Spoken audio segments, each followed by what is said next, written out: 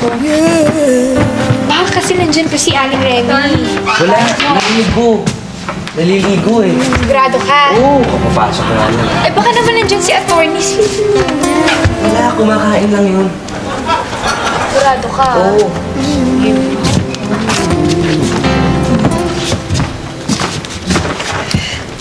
Oh. Alam mo, ang dumi ng kamay ko talaga kanina, diba? Gabi na yun, nandito pa kayo. Hatid ko lang po si Gigi doon sa bahay nila. O sige, mag-ingat kayo ha. Sige po. Sige po. Bye-bye. Dali lang. Alam mo, for sure, kailangan natin silipin. Ayan, wala na. Alam mo, kasi masama talaga itong ginagawa. Hindi. Baka naman nandiyan pa si Aling Remy. Wala nga. Naliligo nga ng ko kanina. Tara na. Okay, fine. Alam mo kasi, diba? Oh. Ano ba kayo?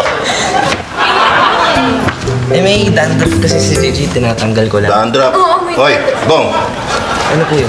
Ikaw pwede ba aminin mo na siyota mo si Gigi? Hindi nga po eh. Umaming ka na, siyota mo si Gigi ano? Hindi nga po. Hindi ka amin? Hindi nga po eh. Oh, nakita mo? Ebidensya. Kailangan naman para kasi Judas eh. Hindi naman po kay Judas yun eh. Kanino ba yun? Kay San Pedro po. Kay San Pedro. Pero ikaw ang Judas eh. Pero gabi na, bakit tumitila ako man Ano ba yun? Pupunta na ako dito. Sige po. Saan po ba kayo pupunta? Kasasabi ko lang, pupunta na ako dito eh. Sige po. Pero dito ako dadaan. Alam mo, Bong, nahihirapan na talaga ako dito sa pagtatago natin na to eh. Diba? Ako nga rin eh. Kaya mas maganda pa na break na lang muna tayo. Ano? Hindi pwede yun.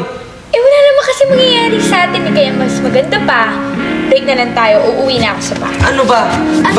Bakit break ka agad? Wala pa nga tayo isang araw, break ka agad. Wala nga mangyayari sa atin. Kaya mas maganda pa ng break na lang tayo. Hindi pwede yun. Kailangan dalawang tao magbe-break, hindi isa lang. Kaya mag-shota pa rin tayo. Gusto ko na break na tayo, okay? Wala kayo sa buhay. I wish I knew how it would feel. Tara, ba't hindi ka na pamagin nyo to? Naku, alam mo naman sa States, sawan-sawa na kumain ng mga patatas doon. Kaya ayan, natira na naman. Sarap eh. Ba't teka, alas 9 na, wala pa si Kapa. Ha? Sabi niya sabay-sabay kami pupunta sa chapel. Sasali daw kami sa choir. Ay, ganon? O nanay lang, sanay ka naman mag-lecture sa misa? Ay, naku, sige, practice tayo. Sige na naman. Practice? Oo, practice tayo. Ganito magsitayo po tayo. Tayo? Magsiupo po tayo. Tayo mo palang, upo na ngayon. Magsiluhod po tayo. Sakit eh.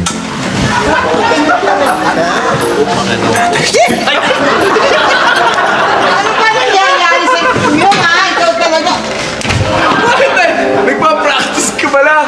Oo nga nakikita mo na nagpa-practice, natetensyon tuloy ako sa'yo. Wala ang ginawa. Bakit? Matanda. Okay na ya. Okay kailangan... Nane-nervous na nga ako doon, kung ano mangyayari sa akin doon sa simbahan. Bakit nga? Kasi nga, biro mo, baka mamaya antukin ako, hindi ako makarating doon.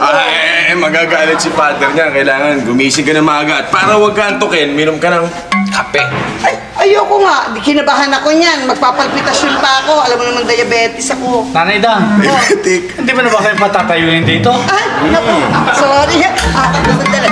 Magsitayo na po tayo.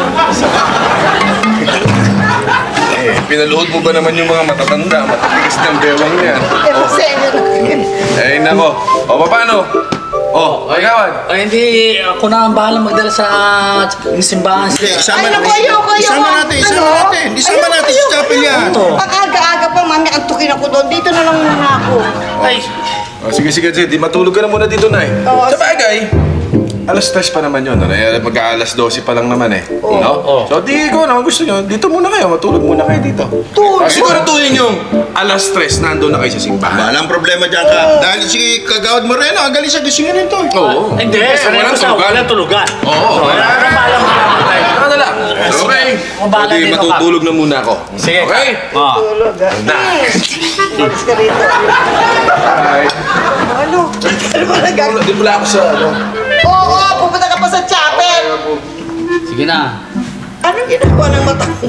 Papantay kita para walang tulugan.